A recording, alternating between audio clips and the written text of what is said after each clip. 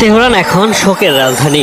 প্রাণপ্রিয় নেতাকে শেষ বিদায় জানাতে লাখো মানুষের যে ঢল শুরু হয়েছিল, সময়ের সাথে সাথে তা পরিণত হয়েছে জনসমুদ্রে। তেহরান ইউনিভার্সিটিতে প্রেসিডেন্ট রইসি, পররাষ্ট্রমন্ত্রী আবদুল্লাহিয়ান সহ নিহতদের মরদেহ আনার সাথে সাথেই মাতম আর আহাজারিতে ভারী হয়ে ওঠে পরিবেশ। আবেগ আপ্লুত জনসাধারণকে সামলাতে রীতিমতো হিমশিম খেতে হয় নিরাপত্তা বাহিনীর সদস্যদের। প্রিয় অনুসারীর মৃত্যুতে আবেগ বাদ মানেনি সর্বোচ্চ ধর্মীয় নেতা আয়াতুল্লাহ আলী খামেনিরও।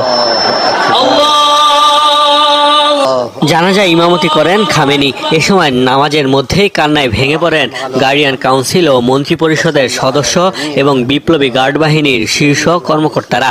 এমপি, প্রশাসনের কর্মকর্তাদের পাশাপাশি লাখো মানুষ অংশ নেয় জানাজায়।